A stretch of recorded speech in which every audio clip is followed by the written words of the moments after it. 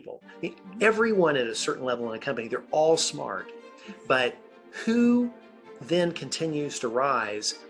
Almost always it's the individuals who are best able to communicate their vision onto their teams, onto potential investors, onto Wall Street.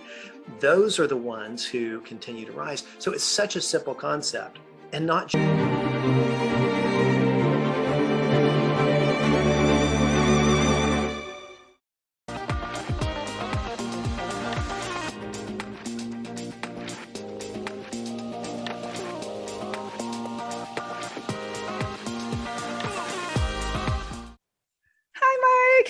hey, I'm gonna click got it. All right.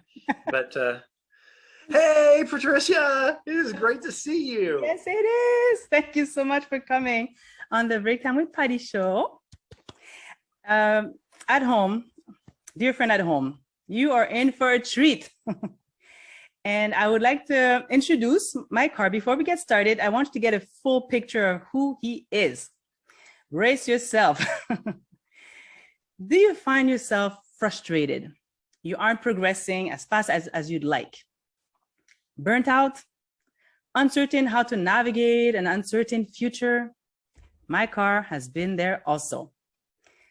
He has joined Toastmasters 25 years ago to help his communication stay on track, stay on time, and eliminate filler words.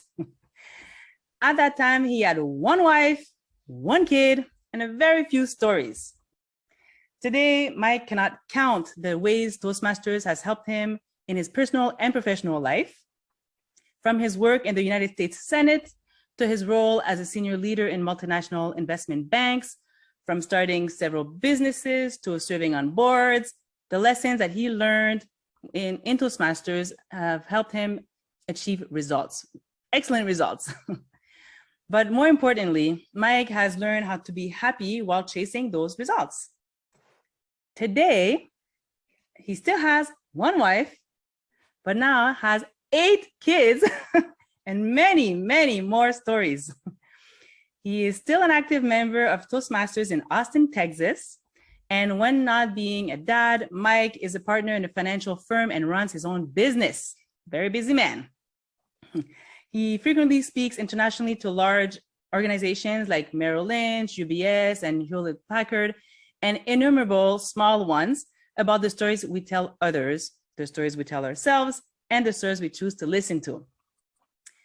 Now, Mike is the 2020 World Champion of Public Speaking, where he outspoke 30,000 outstanding contestants from 146 countries to win Toastmasters International's top contest, and is known in the financial world as the economic storyteller. I will say no more. I've spoken enough. Let's get started. Mike, can you tell us a little bit about, can you tell us a little bit about yourself? How was it like to be in your shoes as a little boy, a teenager, and a young adult? Right. You know, really I recognize more as I meet more and more people. I'll just say I had a privileged upbringing. We were not wealthy. In fact, we were at times pretty poor, but I had parents who loved me dearly. They were always listening to whatever dreams I had, actual physical dreams. I'd go on, and my mom would listen to the dreams I had overnight, and then any dreams that I had to do things or do that, they were encouraging of that. And I recognize these days that I'm a child of privilege because of that, and that I was fortunate because of that, and that there are people whose accomplishments have exceeded my own, who had to struggle through the voices in their head not being as positive as mine were. And I think those are real heroes in this world. But as a little boy, my mom and dad said I was really pretty sunny, but sometimes would get quiet. The interesting thing, I think, or that people find interesting whenever I reveal it, is these days, if you follow me on social media anywhere, or primarily on social media, you'll see these messages, and my kids, they see these messages of me coming in and saying, hey, in life, just the desire is to want less and focus on things that we can control, not things we cannot control, and not worry, be happy, those kinds of things. What really is behind that is, naturally, I get very anxious. And whenever I was a child, I would become very anxious about things and worry about things, to the point that it would keep me from trying anything because I was afraid I might lose. And so it's only been through those messages and self-talk and mantras of focus on those things we can control. You saw that in that final speech that happened to win the world championship. A message of the victory is not in the result, it's in the try. And so many people say, oh, you just seem so chill. And if that is true, it is hard fought, and I have to achieve that every day. So I would say that to your audience. If you're anxiety filled, so am I at my core. And I was as a young child. I really didn't know that till I got older, and through high school and through college. All of those voices, my parents, and then other resources that they introduced me to, that spoke into just give it a try, just focus on moving forward a little bit, not on the results. That helped a lot. Yes. Oh, yes. We'll definitely talk about that speech, because it was life altering, to be honest. So I loved it so much. Okay, so at this point, you're an anxious little boy. And I guess you go through life being anxious, but at least you have the love and the support, some resources that help you conquer, I guess, that anxiety, or find ways to cope with it. So how does a anxious little boy get to the point of trying, or I guess at this point you're a young adult, of joining a group such as Toastmasters? That's what I need to know. Right. I did enjoy storytelling as a young man, and I was working in politics a little bit, and shifted over into the free market and investment management, with the idea of building my own business that way in financial planning and investment management. So I went and I gave my pitch, my story, to a friend of mine, and I was all excited and I was enthusiastic because Zig Ziglar said be enthusiastic, and so I was all enthusiastic, and I was about halfway into it, and he said, whoa. He said, Mike, I'm going to be honest with you, because I know that this is the way you're going to feed your family, but you go off on all these tangents. You're going way too long. You start down this road, and that makes you think of something else, and you start going down on this tangent, and then that makes you think something else. You go this tangent, and I don't know the original point you were trying to make. And I had a lot of filler words, ahs and ums, to the point it was distracting. And so he said, have you heard of this group called Toastmasters? They can help you with that. And I hear there's a great club down the road, Speakeasy Toastmasters in Tulsa, Oklahoma. It happened to have a number of professional speakers and a lot of professionals who were using speaking in working on their careers.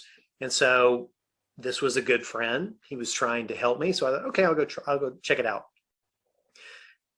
And I walked through the door, and I saw everything that they were working on, and I thought, oh, this could be humbling and really good for me. So that's how that began. Oh, wow.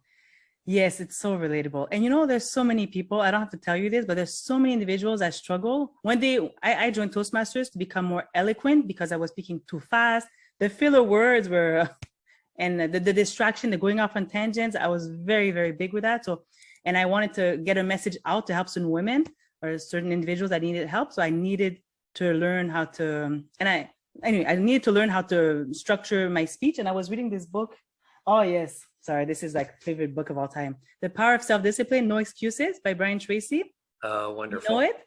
I do know it. I've not read it, but I do know it. And there was a chapter in there, learn to speak on your feet, join a group such as Toastmasters. And I was saying, yes, well, he went to Toastmasters. So basically that's when I got the idea. And that was in April 2020 that I read this. And in May, April 2020 or April 2021? Sorry, it was in April 2021 that I was reading this. And then in May 2021, I joined Toastmasters and I went all in, and I've never looked back. So it's it's such a huge impact. Yeah. Okay, so at this point now, so now you're a Toastmasters member, so you're, I guess, following roles and everything. So what made you want to compete at that point then? Right. I'll back up just a second based on something you just said. I think that there are things in life that are, the 80-20 rule. We hear about that, those 20% of things that drive 80% of the results. And then one of my favorite quotes is by Oliver Wendell Holmes, which said he was an American jurist, was on the American Supreme Court, and said, I wouldn't give my right arm for the simplicity on this side of complexity, but I would give everything for the simplicity found on the far side of complexity. And being able to speak on our feet, being able to practice, and it only comes through practice, being able to communicate is one of those things that is a simple item. And it's so simple, too simple that most people discount it. But it is a simple item on the far side of complexity that when I'm in industry, when I'm looking at companies and we're looking at companies to buy or invest in, and I watch, there at a certain level, there are always smart people. Everyone at a certain level in a company, they're all smart. But who then continues to rise? Almost always it's the individuals who are best able to communicate their vision onto their teams, onto potential investors, onto Wall Street. Those are the ones who continue to rise. So it's such a simple concept, and not just for somebody that has white in their beard like this. We have a 21-year-old who just came in our Austin Toastmaster Club.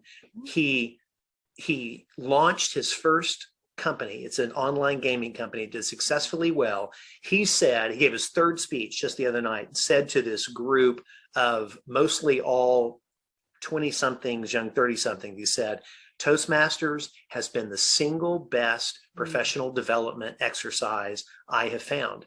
So it's not just something that used to be the case. Warren Buffett, master investor, when he was asked, what's the one skill that you would tell individuals to focus on to be successful? He said, public speaking, public communication, better communication. So it sounds too simple to be true. We want it to be a very intensive, deep algorithm. In a lot of cases, it's just not. So, it's just not. I'm thinking about numerous other examples. I just saw a headline the other day that it said, don't focus on coding, focus on communication and soft skills. And this was written in one of the big tech journals and magazines. So I don't know if you can use that, Patty, but yes. It's one of those things, whether someone uses Toastmasters for that or not, it's so vitally important. And Toastmasters is just an easy step in where you can work on that. So now I've forgotten the question you asked me. I'm going to get back to that, but I have to bounce back because you said so many good things. And absolutely, I was asking you what made you compete, but hold on a second just for that. Sure. Well, and you're absolutely correct, but people sometimes they don't get it. I was like, oh no, like they're so freaked out basically about even speaking in public. Oh no, I just can't do that, because they always think back of some past trauma from when they were humiliated when they were in high school or in elementary school. But it's not just in the corporate world or in the business, like you're talking about gaming company. It's not just professional, it's also in the personal life. Sometimes people can't even speak up in their personal lives. Understand? So forget, you can get promotions. If you're in the corporate world, you will get promotions, or you'll definitely be better at delivering your job. Whatever deliverable you have to come out with, you'll be better if you can speak, if you can communicate more effectively. In business, a lot of business owners have amazing products, but they're afraid, they're camera shy, they're afraid of coming out and pushing their product forward. So they're losing money it's actually hurting their pocket. It's hurting their legacy for their children because they don't see the impact that it would actually have to be able to speak. And also in the personal life, somebody that's dealing with family members, you know what I'm talking about, some individuals that just swallow, they tolerate abuse, and they're not able to speak up, use their voice. That's Toastmasters gives you the confidence to step up and actually say, you know what, I'm going to live my life. I'm going to do certain steps and come out from the comfort zone, because that's what we do. We get out of a comfort zone weekly at Toastmasters. So it becomes like no big deal. And then we have opportunities and we're not afraid to face them because we're so used to it. So it's a life-changing experience. Right. Oh, and I have to say one more thing, and I have to pause here and tell your audience, neither Patricia nor I get any kind of financial compensation from Toastmasters or overage if you join. Yes, that's correct. We sound like disciples, but it's only because it's helping us. Okay, there's my disclaimer. But the biggest thing that I ran into, the biggest problem, you talking about relationships. I was driving in an Uber to an event, and I happened to get in, and it was a female driver, and she said, "Oh, what are you doing here?" And I said, "Oh, I'm a speaker, and I'm speaking here." And she said, "Oh, what do you speak on?" And I said, "I speak about listening." Listening? Tell me about that. I said, "Well, just for example, let's say you are you in a relationship now?" And so I said, let's say you're at an event, and have you ever been at one of these events where a lot of different people, I don't know if you're gay or straight, but someone comes up to you and starts just talking about themselves. How do you feel?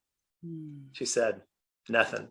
So, how would you feel if an individual came up to you and said, "Oh, hi, where are you from? Now tell me about you. How did you get here?" Asking all these questions. She got flush thinking of it. She said, that would be amazing. And I have rarely experienced it. Think about in our personal relationships, who is the person you value? Is it the person who comes and tells you everything about themselves without you asking? Or is it the person who really comes and draws you out? Now, Patricia, when you are an evaluator in a Toastmaster meeting, you can't just listen to one thing and be thinking in your head, can you? Because you have to get up and talk about what that person's talking about. It's training and listening. And that's I think that's the most important skill in a Toastmaster meeting. And we don't really ever talk about it because we talk about public communication. But that's why I had to start saying, okay, listeners, we don't get any financial remuneration. It's just a very well-designed program that helps us in our communication. And I think you're talking about the personal communication is very important too. So, all right, I'm going to let you tell me if we need to go further on that or if that's enough. But no, we're good. No, we're just having a conversation. No, this is I'm so happy you're here, Mike. So sorry if I keep, because you just keep saying good things. I have to address them. So yes. No, very nice of you. Very nice. Yes. So at this point, you're a Toastmasters, you're an active Toastmasters member. At some point, there was a turning point that made you decide to start competing. What was that turning point, Mike? I had done a little bit of competitive drama, competitive speech in junior high, early high school. And then I found out that there was a speech contest. And there was a member of that first club. He had gone to the finals of the World Championship of Public Speaking 3 different times, never won, never placed, but he had been on that stage 3 times. So they brought up about the contest, and he talked about his experience in the contest and about how the best thing had been the way that it made his speech better. And so I thought, oh, that sounds kind of fun to be able to put a little competitive element in it. It improves the speech. And so I decided to just put a speech in that first contest. That's so exciting. And I have to tell you a little secret.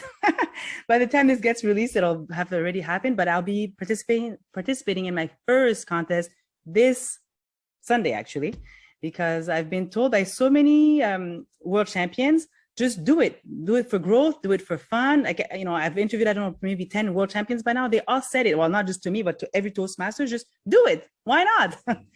Yeah. Because we have. Yeah. And this will not surprise you based on the speech that you heard me give, but I really believe it.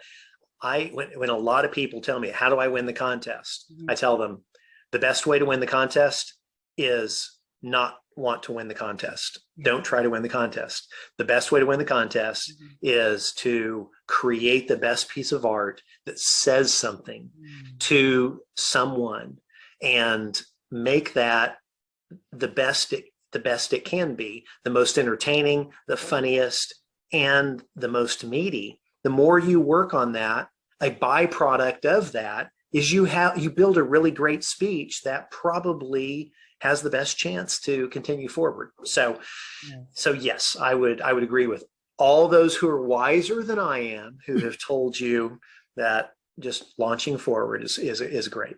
Yes, and it's really fully for the fun of it. I just joined like 2 days ago, like 2 minutes ago, Toastmasters. So I'm not expecting. My goal is really to just grow and just for the fun of it, because I'm documenting my pathway, right? My journey in Toastmasters. So I just thought it would be a cool thing to try, and at least I can relate to certain things. And I have a message that's very, very dear to my heart. So I'll just try it out, and you'll hear about it in the future. Oh, good. Oh, good. Yeah. Yeah. I read a recent, I want to make sure I don't butcher this, recent quote by Taylor Sheridan. Do you know who Taylor Sheridan is? No. He's the writer of Yellowstone. Is that big in Canada at all? Maybe I'm just not aware of it, but I will take notes and go get it.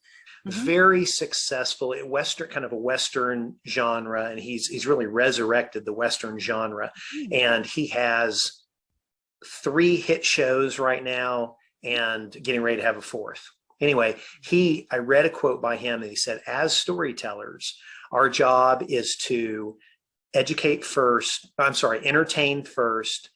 inspire second, educate third. And I thought that I'm going to repost that in the next few days, because I thought that is a great way to build a speech. We forget that as storytellers that we need to inspire, but really we don't grab anyone's attention, meaning we're not memorable, meaning our audience really doesn't remember our message unless we entertain first.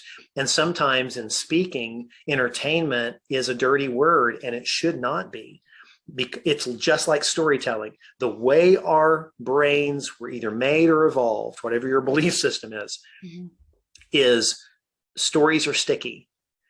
And the more entertaining the story, the more we remember it. And so if our point is embedded in a story, then everything runs into alignment if we entertain first, inspire second, and educate third. All 3 need to be there, but the priorities are in that order. I love it. Yes, so true. Yeah. And yes, I'll be looking up that book. It sounds fascinating. And yes, I'm very into books right now. Obviously, I've always been. I love reading, but there's also the Story Worthy book, because what you're telling me right now is Matthew Dix. He's many times Grand Slam champion for the Moth, and he has so many great tips also. So I highly recommend that book as well. It's Matthew Dix. Okay. Great. Thank you. It's very different. It's not the same world as Toastmasters, because the Moth is just more like a storytelling. It's a stage, right? You just go on there. It's in the US. There are a few of them everywhere in the US. Right. Right. Never heard of the Moth? Oh no, absolutely have. I didn't know they had a Grand Slam, Grand Slam or a Grand Slam winner or any of that. One of the guy who will, if he continues to compete, I have no doubt he will be world champion. Kwang Yu Yang is, I've seen him on the Moth and seen his stories on the Moth quite a bit. He is such a great storyteller, such a great communicator. Yeah.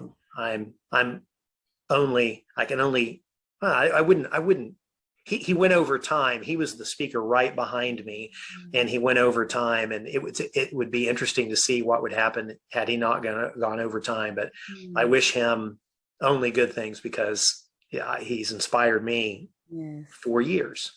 Wow. Oh yes, that time, eh? But yes, that time is very critical at Toastmasters. We don't mess around with time. It's true. So can you share, okay, so at this point, let's fast forward a little bit to 2020. Can you share what went, because now at this point you have a rehearsed speech, you're ready to compete, and then you find out, paf, pandemic hits, and you find out that you have to rehearse your well-rehearsed speeches virtually. What was the first thing that went through your mind? Right, right. And I still am the only speaker in the history of the contest that started out in person and then finished virtually. Now, and I may, you know, the way the world goes, I may end up being the only ever, and that would be kind of crazy. But it was, I put together, like a lot of speakers who go into the contest do, I put together 2 speeches at the beginning of contest season. I had 2 speeches just in case one would take me to the semifinals. And I'd been to the semifinals a couple of times before. So I had 2 speeches. If one took me to the semifinals, then I had a second speech that was honed that I might be able to use in the finals, or if I needed to switch speeches at any point. And they were designed to be in person. And the final speech, if I made it to the finals, was designed to be on that big stage in front of a ballroom of 3,000, but that big ballroom stage that stretches, if this is the ballroom, it stretches from here all the way across, clear across the front of that ballroom. And I decided I wanted to use the entire space, try to use it in unique ways. So it started in person. And I gave the speech that is named after the shirt you're wearing. Yes. It was blue. A speech that was that was the speech that made me want to enter the contest again, because it was a message dear to my heart, and I wanted that speech to be the best it could be. And it was, some of the response I had gotten back when I'd given that before made me think it spoke to at least 1 or 2 people in every audience that were going through something, that were struggling.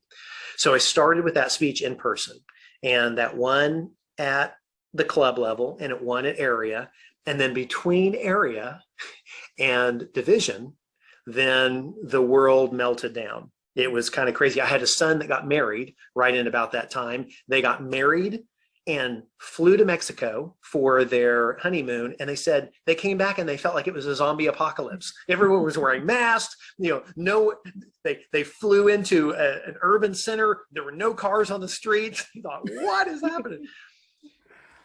So Toastmasters was sending out emails saying, we may not continue the contest. We're trying to decide what we're going to do. Just hang tight. Keep working on your speech. Different clubs were beginning to not meet in person. And then the message came out and said, we're going to go ahead and go forward, but it's going to be all virtual. It's going to be all in Zoom. Mm-hmm. So I started practicing in Zoom, and I started my speech right here, like our little Zoom box that we see right here. I started practicing, and I would watch the speech with the volume down, and it was boring. And I thought, wait a minute, I'm typically in an in-person speech, I'm not frenetic, but I'm moving all over the stage. I view it, different points.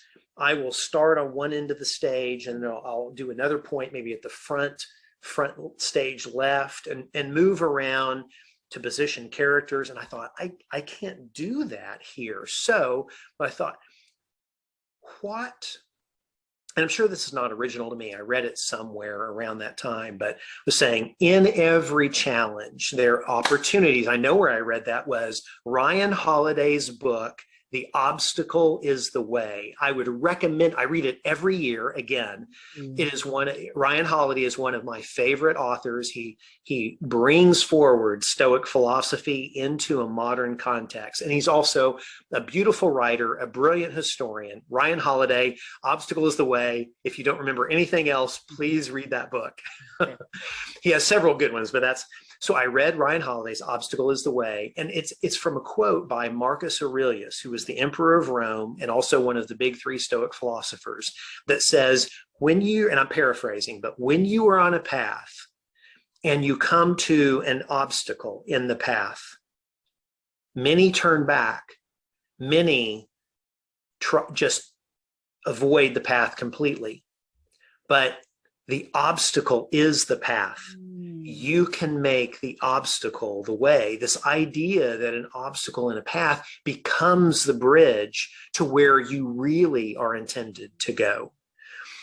And I found that concept mind-bending and beautiful. And enter then the change of the context. So I've got this rolling in the back of my head. The obstacle is the way. How could the obstacle be the way in this box? Okay. I can't run from side to side.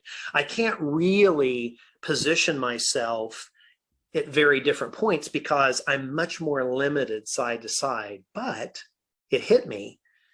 I am much less limited forward to back. And so I started thinking about, okay, what could I do over here? And then what could I do up here? And then when I was just playing with that, it also hit me. Okay, Patty, do you like Patty or Patricia, by the way? Oh, I love Patty. Patty's my little nickname. Okay. All right.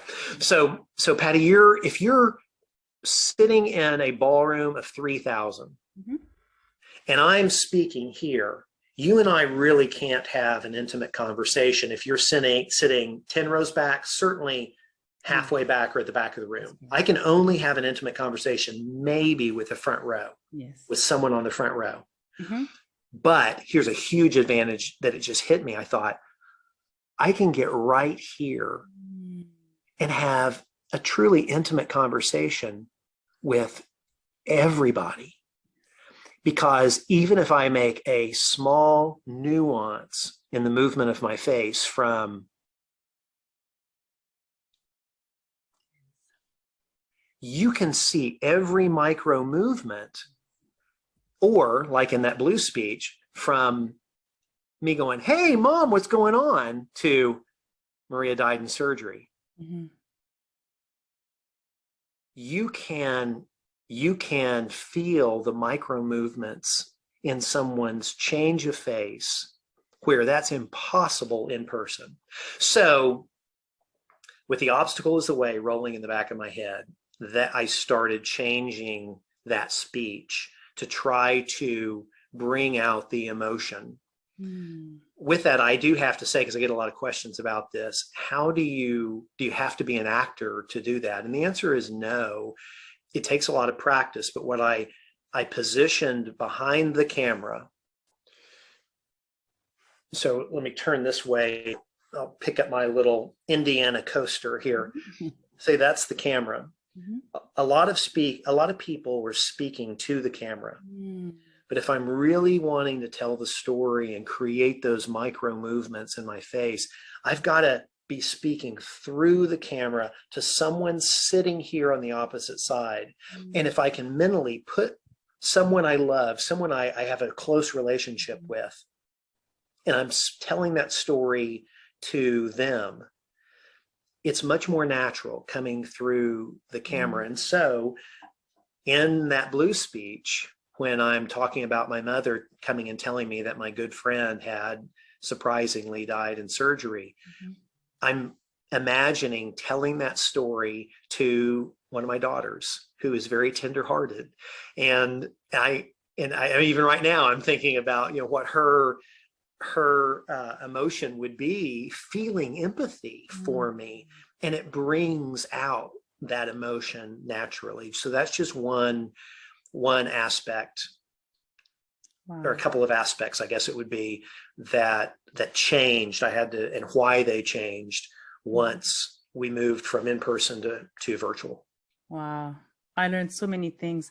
Right now I'm struggling with not looking at the screen and looking at the camera, but I look at the whole. So it never occurred to me to look around it or through it. So thank you, Mike. Thank you so much.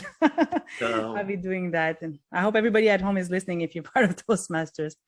Well, I hope that helps. Yes. And I will strongly encourage you, please, at home, go watch the blue speech. It is, and that's also the reason why I'm wearing this shirt. I said, I have to wear this shirt. And the other one, so the blue speech was the 2020 semi-finalist speech. And then the Librarian and Mrs Montgomery, which is the winning speech. They're both masterpieces, so powerful and inspiring. And actually at that point, did you get the help from a mentor, or were you able to figure all those things out on your own? When I won at division, Mm-hmm. then I knew that the next speech at district, I was going to compete at district. If I won at district, then that video was going to be taken to the regional contest, and it would be put together with other videos, and they'd have a regional contest, but all with video, and everyone's district video went on there. I knew our region encompassed places outside of the United States. Mm-hmm. And so, and I didn't know who those judges were going to be, if those were all judges from the region, or if they drew from district directors around the world that came in and judged those regional contests.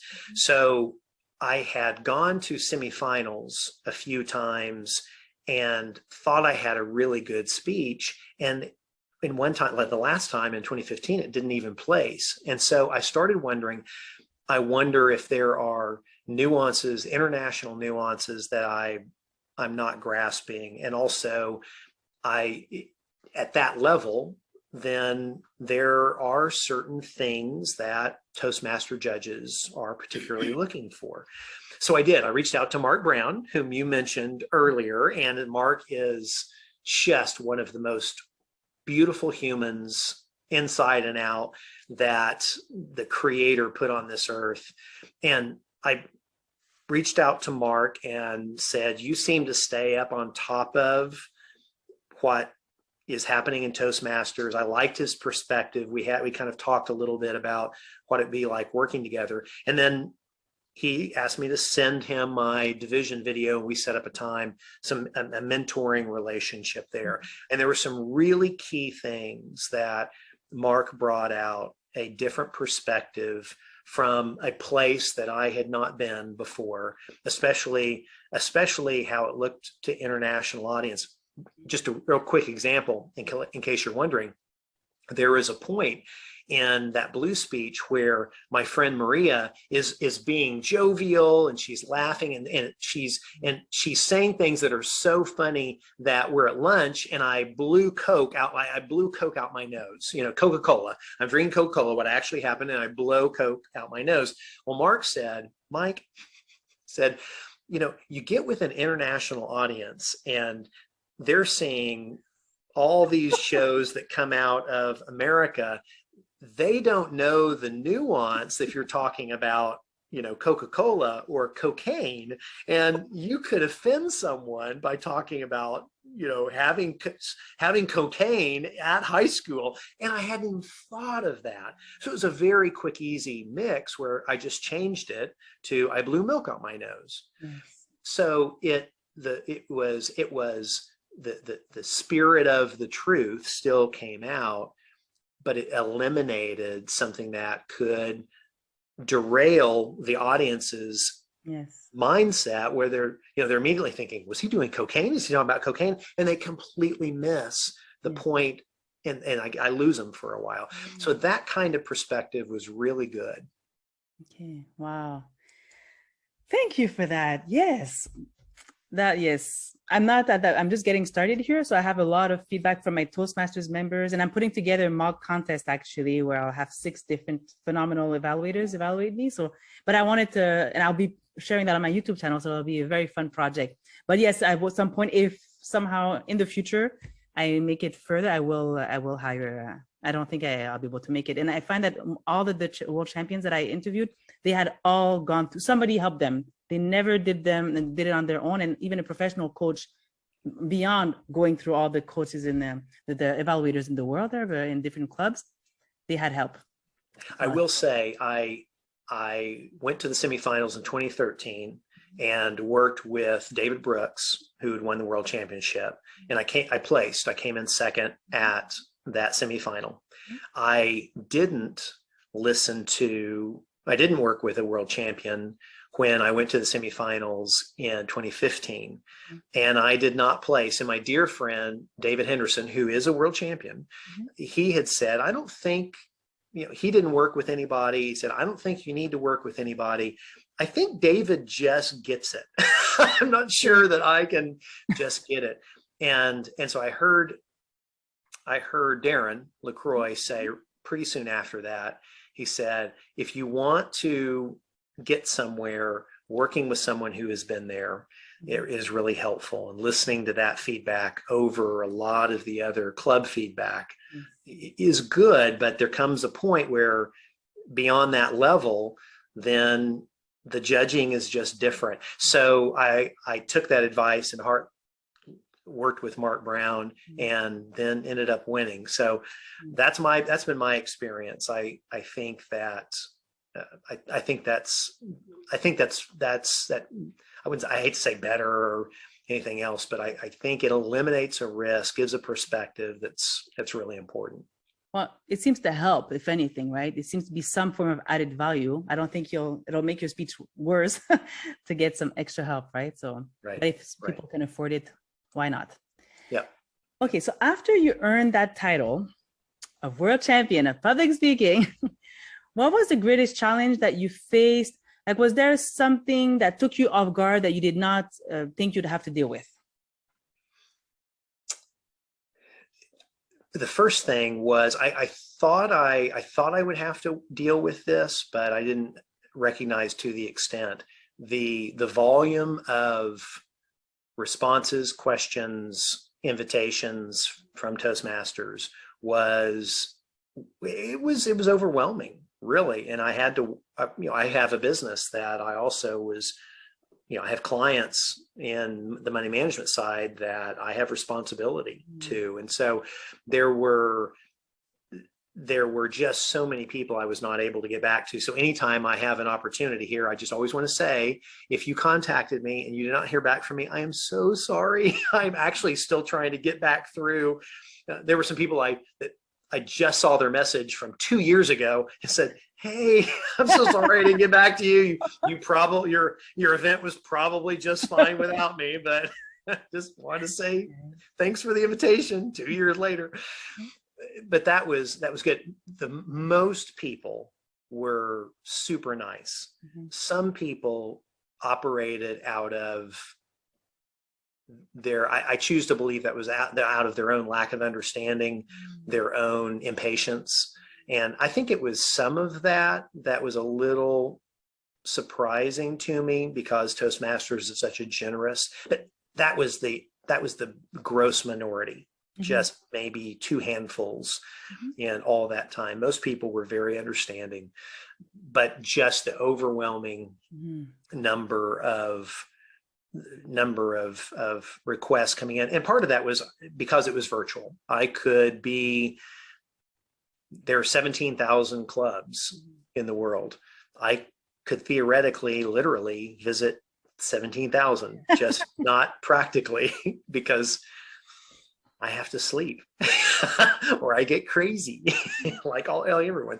So that was one that was, I knew it was coming, but it was still a little bigger than I thought. Yes. Other than that, everything else paled by comparison. Yes. Yes, it is overwhelming, and that's the thing. The spotlight goes straight to the top one, to the winner of the first position, and it sort of eclipses everybody else, because you have many, like even the top 2, the top 3, and even the top 8. They're phenomenal speakers, but like poof, nobody matters anymore. It's just that the spotlight is on you, Mike. Like, save the world. But yeah, so actually that brings me to another question I want to ask, because you're a very busy man. So you're a financial services partner and lead advisor, the founder of the Consistency Initiative, a world champion speaker at this point. You're a husband, and you're the father of 8 children. I just want to mention 8 children. You're a blessed man. So how do you stay grounded and balanced? Like, how do you keep your mental sanity? I constantly meditate on and work to remind myself that constantly meditate on and work to remind myself of my own insignificance. And I'm going to let that sit for a minute, because that's not a message we hear a lot, but it's incredibly freeing. Another book recommendation. I just read a book called 4,000 Weeks. It's called Time Management for Mortals. It's as much a philosophical book as it is a practical time management book, or really more philosophical than practical time management. But one of the chapters is called Cosmic Insignificance Therapy. And what it's Oliver Burkeman is the author. He was the productivity writer for The Guardian for decades. Tried all this stuff, worked with all these CEOs to try all these productivity hacks, and came back around and said, none of it works, because we cannot become efficient enough to get everything done. We also, if those of us who do become more efficient, people recognize that, and isn't it true, Patty? They come and they pile more stuff on us because we're so efficient, and then once again, we can't get everything done. And he just says in this one chapter, in the whole time, the whole scope of time and space, so trillions of years and the expanse of space, I can accomplish 4 times, 10 times more than any other human who has existed, and it still won't make a ripple in time space. That was initially, in the moment, discouraging, and in the second moment and forward, it was freeing. It was like, well, if I can't put a dent in the universe, come on, to coin a phrase from Steve Jobs, if I can't put a dent in the universe, then I'm free to go ahead and just follow my path, that I can do whatever I can do. And so I tell myself things like, it takes the time it's going to take. And remember, like harking back to what we talked about earlier, what is the simplicity on the far side of complexity? I want to know my children. And so this morning I took time away from business to go get coffee with one of my sons. Now I'll make up for it later tonight, but that is more important than the next big deal that is going to close. There are 20% of the things that drive 80% of our happiness. And some of those have to be financial, but we are, as humans, we are on a hedonic treadmill that goes more and more and more. And that's, we haven't macro evolved away from the days where if we don't go out and kill another mammoth, then we and our family starve and die. We're past that point, but our brains don't macro evolve that quickly. And so reminding myself of my own insignificance, that, you know, there are going to be people with as good or better advice. And in a century or two, certainly after I'm gone, no one's going to care that I am here. That is incredibly freeing to me. So if I don't get to the 0 on my email box, it's okay. It's just okay. And there are times that I get fired by a client, and I've been fired by clients, and you know what? The planet kept spinning. So that there's a whole lot more behind that, but I remind myself of that. I try to live very presently in the moment. I try to take a snapshot of the wonderful things happening right now. And I work hard with intensity and take times of rest and play. Oh, yes. Amen. Yes. I can say so much to this. I'll keep it very brief, but we're so bombarded, Mike. We're so bombarded with life. There's always, like, let's say, the typical human. There's a TV or some radio or some form of noise, and then the phone rings, and then there's social media, and then there's work, and then there's family members. So we never have time to pause and to really enjoy, unless we create the time by meditating, praying, journaling. There's so many different practices. So my life has turned around, and it's very hard because my brain never stops. I have a very overactive brain. I always have, oh, that's an idea. Oh, that's a story. So, so I always have to bring myself back. Okay, calm down. And my daughter, sometimes she goes, hey, mother, look at me. Because I'm looking at it, but she knows my brain is already elsewhere. So I always have to bring myself. I've had to do silent retreats, like 3-day intensive silent retreat, just to find my inner self and connect to nature and to myself. And there's just so many work. It's just hard in the world that we live in, but it is so important. That's why I follow all your content, and I love it because you're always bringing back to that. And everything talks to me. Like, I'm your audience. Whatever it is that you speak is like, oh, yes, Mike. So thank you for that. Yeah. And I believe in hard work, and I believe in maximizing every moment whenever it's on, when it's go time, maximizing every moment, look to put that in there. But well, that kind of speaks to that final speech. Mm-hmm. I knew I was going to lose to Kuan Yu Yang. Mm-hmm. And I apologize, Kuang, if I keep mispronouncing your name, but he was the 10th speaker. He was after me. He had been on that final stage. He'd come in second multiple times. I knew that it was Kuang Jir. And so it just completely released the idea of winning. So I took risks that I would not have taken if I was single focused on winning. And it turned out to be the risks that caused me to win. That irony shows up in life all the time. So I do appreciate your saying that. I'm going to now keep you in mind as I'm posting. I'm going to come post something from the Stoics here after we wrap up tonight or today. But there's a balance in there, and it's hard to go find a balance. But the simple aphorisms that we've been taught, I don't believe apply as well going forward in the complexity of the world. And it's somewhere releasing items, but building our growth, or building our effort as well. Maybe it's wanting less but giving more. Mm-hmm. Somewhere in there is the wisdom. I haven't found it yet, but maybe together we do. Yes. Okay, I have 3 quick things before we wrap it up. Very quick things I want to say with what you just said. Life will, as you just said, life will continue even if we're not present. Yes, we're important to our loved ones and etc. I want my life to matter. Okay, when I get to my deathbed, I want my life to have meant something. But recently, I just lost a family member. I lost my sister after 3 decades of her being sick. I just lost her in December. And my bosses, my boss was so understanding, my team, phenomenal. And they said, you know what, because, I'm part of a very huge project, a federal project right now. But they told me, you know what, the project will go on without you. So they literally gave me time off, because I'm usually never sick. I have like months of almost a year of cumulative sick leave.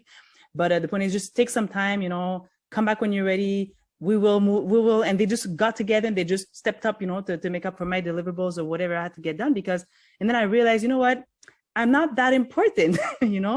The project will go on without me. So that's one thing I completely concur with what you just said about that. Like, sometimes we want to give ourselves, and I was a people pleaser my entire life, and they call me the machine. My entire life I was the machine, and I burnt myself out that way as well. So it's just not that deep. It's just work. It's not that important. And so many people have died before us, and look, we're still living. Life goes on. So I want to mention that one thing. It seemed like you wanted to say something. No? Okay. I was listening to you and I think that's so wonderful to be able to. And I want to say to everybody who's listening, it sounds like you experience this also. Whenever I share this with people, like my son, there was a time whenever I was saying, there was a 4th century BC Chinese philosopher, Wu Shen, mm-hmm. who said, expectation is the grandfather of disappointment. Mm-hmm. The world can never own a person who wants nothing. Mm-hmm. And that was very freeing to me. And I shared this with my son, and he said, yeah, but what if I want stuff? And I thought about that. What's a good question? It's part of what is known as an antinomy, that it's a paradox within the physical world, like light. Particles and waves cannot coexist, except that light is both particles and waves, and it exists. It's scientifically, it's known as an antinomy. It is a contradictory concepts that should not coexist, but they do. We don't know why. And we assume that our knowledge yet is not quite there. I believe that maximum performance technology lives somewhere in that same realm, where we have to both at the same time work more, press forward more than we have been, while at the same time completely releasing the results of that. An antinomy, those things should not go together, but somehow they do. Someone who is playing in the zone in sports, if they're playing basketball and they just seem to not be able to miss, they throw up anything and they can miss. Somewhere in their psychology in that moment is they don't care if they make the shot. They've made 15 in a row. It doesn't matter if they make the next several, because they made 15 in a row. And so I think that in order to be able to live creatively, like we have to going forward in a knowledge-based economy, society, and just enjoying life, it's our creativity that has to thrive, and our creativity shrivels in stress. So we have to both be able to drive forward more than we ever have, but at the same time releasing that stress. And I think it's in what you just talked about, recognizing you want to do a good job, but being able to be freed up to say, no, but if I'm ill, I can be that, because others can come in and take that. So somewhere in there is wisdom. I appreciate your sharing that. I do want to share one other thing. I hope this speaks to someone out there. Years ago, I'd moved from one company to another. I was recruited away, and the people that I left, they were gossiping about me. And it came back to me. They were saying things, some true, a lot not true. I was talking to my aunt, who is a psychologist, and I said, Aunt, Aunt Faye is her name. I hope she didn't mind using her name. I said, yeah. I said, Aunt Faye, they're talking about me over there. They're talking about me. And she said, Mike, don't you know people don't care about you except your family? And her point, as she went on to explain what she meant by that, was people are going to talk about us, but they're only really engaged in themselves. They'll talk about us today, but tomorrow they're going to forget us. So everyone is focused on themselves, and it's our family that will remember us going forward, fondly or not fondly, and to focus on those relationships. That's probably one of those very important things that we do, even if I end up, kind of like Steve Jobs, maybe putting a bit of a dent in the universe. Yes. Yes. Well, you did impact, I don't know what the number is, but thousands of individuals. And I know I'm one of them. So hundreds of thousands, whoever, your message has a huge reach, because I do believe that you changed the virtual presentations forever. I'm a firm believer, but I will let our friends at home at work be the judge of that by looking at all those videos that and there will be those who take that creativity and they take it far past anything that I was able to come up with, and I celebrate them. I'm excited to steal ideas from them. Yes. Absolutely. And okay, so I did say there were three things. So that was the first thing, we're not that important. And the second thing I want to say that you had said is when you said it was not my time, it was Kwan's time. My only thing with this is I don't believe that us humans are in a position to say whose time it is. I think it's way beyond. Well, I have my faith in God, but whatever it is people call it, the universe, intuition, Allah, it doesn't matter what you call it, but I believe in that higher power that determines those things. So I don't think that it's up to, I struggle with that when people say things like that. It was her time, like, no, you don't know that. So it was your time, Mike. I just want to say this. And I love Kwan, and actually I did invite him on this show. He's quite busy, but he'll, whenever he gets a chance, perhaps he will come. But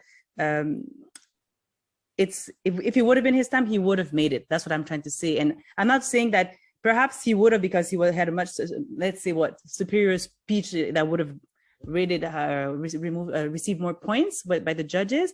But it just didn't happen. And that's not out of our hands. We can control what we can control, but we cannot control what we cannot control, right? So he knew about the time. You understand? Yeah. Yeah, and that's a good feedback. I think that's a good point. Anyway, and I love you, Kwan, and I do hope you come on my show. Yeah. Yes. If you know Kwan, give him a call. Although Ramon already is. That's right. So because we want to hear your side of the story. And the last thing I want to say is that the discipline, because of course I'm very in touch with myself, and when to rest, when I'm tired, I stop because I've already sort of burned out. I had Bell's palsy. So I've been really stressed. I've really pushed my body to the edge. So now when I'm tired, I stop. However, I get so much done. Somebody was recently, Alexandra Shirokova, she, the District 61 winner of 2021. She told me, how do you get, because she knows all the stuff, we talk regularly, and she told me, how do you do everything that you do in 24 hours? I go, so I thought, again, I'm going back to Brian Tracy, the power of self-discipline. He calls the self-discipline is the ability to do what you're supposed to be doing, when you're supposed to do it, whether you want to do it or not. So in those moments, I get a lot of things done, but when I'm done doing what I have set out to do, then I rest. I please myself. There's so many things to do to enjoy life and enjoy my loved ones and my families and my friends. So there's a way to find the balance. As you said, we have to find the sweet spot. I think that is a great testimony that you just gave right there. And I would love to see you do more teaching on that, because there are a lot of people who struggle with that, me included. So I think that's a really good idea, talking about your path like that. It does remind me that, kids play games with their parents, and for the longest time that my kids would come in and they would say, hey, Dad, hey, if you could have any superpower, what would it be? And, or they'd ask the family, and different ones would say, oh, I choose to be invisible. I choose to fly. I choose to have super strength. And I would always answer, I would choose to have superhuman self-discipline.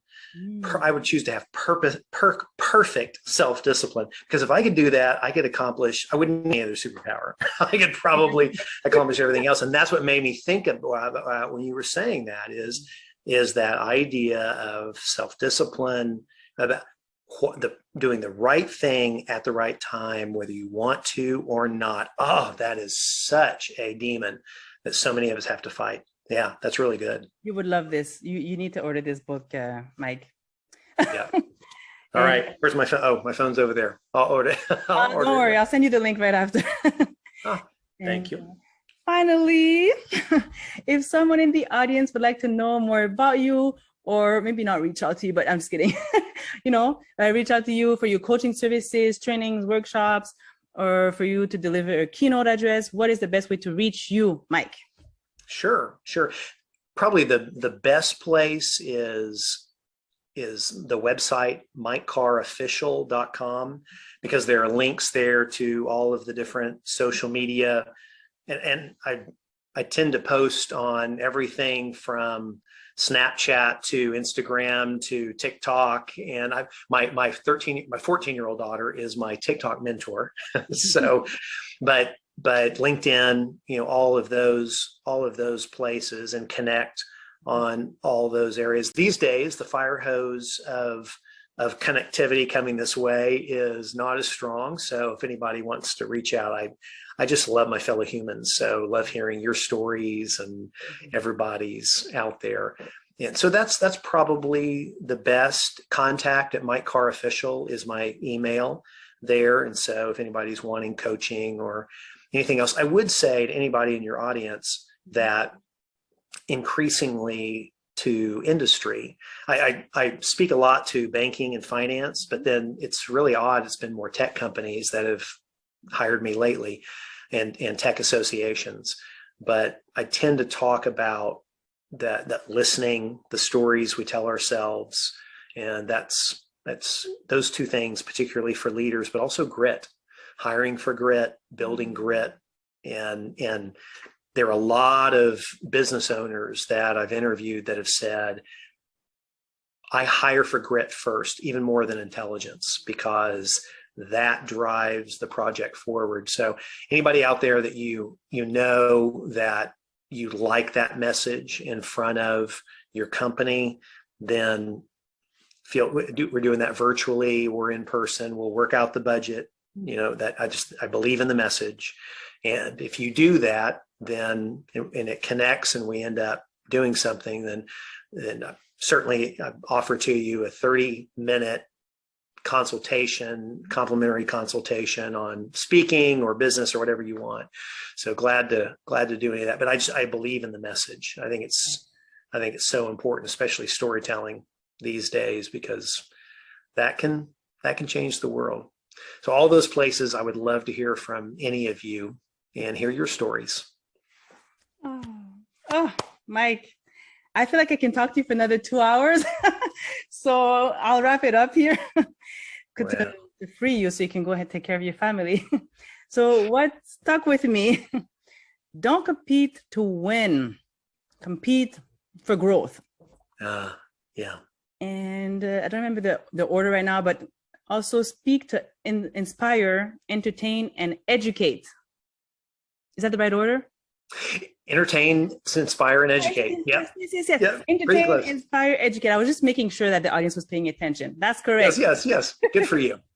And there's so many books we talked about. I will list them all in this description below. But the one that you definitely must read, if there's one thing that you remember, Obstacle is the Way, is the one that Mike strongly recommends that you read. Any parting words or last story you'd like to share with us, Mike? Yes, just to all of you, you have magic. Every single one of you. I promise you, you have magic stuck in around your ribs. And the world is only a better place whenever you find a way that you feel safely to bring that out and offer that to the world. So you don't have to have confidence to move forward with that. All you have to do is have the self-discipline and the desire, like Patty talked about, to just take the next few steps. Yes. If you don't bring your gift out. So please, please, please share your gift. You're the only one who can do that. Yes, thank you so much. What a pleasure has been talking to you. Thank you for your time. Mike, I know how busy you are. And at home. It's my pleasure. Yes. At home, thank you for watching. I hope that you're entertained, inspired, and that you learned a thing or two from Mike. I learned at least 20, and I will be rewatching this interview to take notes. And I will leave you with this. The power of your voice can change the world. Find it and use it. Until next time. Bye.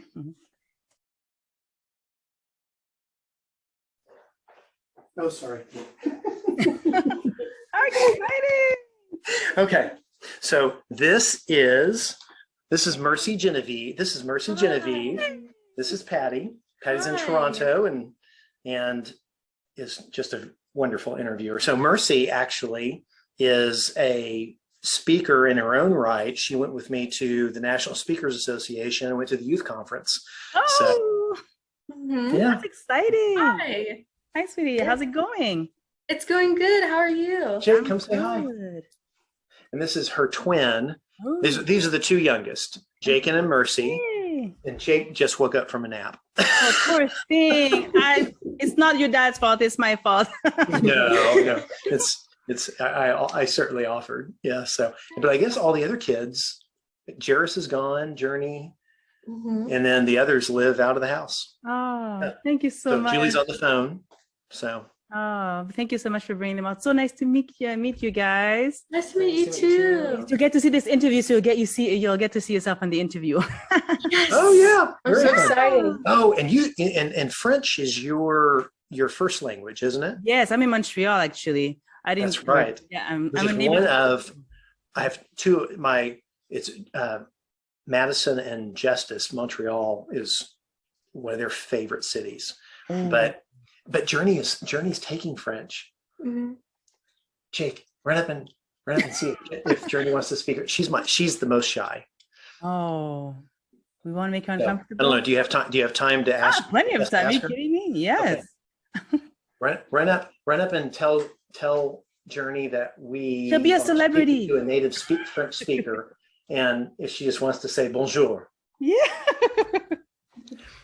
Okay, so while he's doing that, Patty, I have to tell you, I went to my oldest daughter studied in Paris for a year during university. Yeah. And so this is first baby girl. I've got to take her there. And plus it's Paris. Nice. So we get there and she has been taking French, knows French really well, but I speak almost no French. And I know the reputation of, French people and, not being happy with Americans and the ugly man. I don't want to be that guy. And so I got the phrase from Madison. That's my oldest. I got the phrase. I said, Maddie, how do I say, excuse me, I'm a stupid American who only knows one language. Do you happen to speak English? And I got it down. You probably know I was bonjour, something.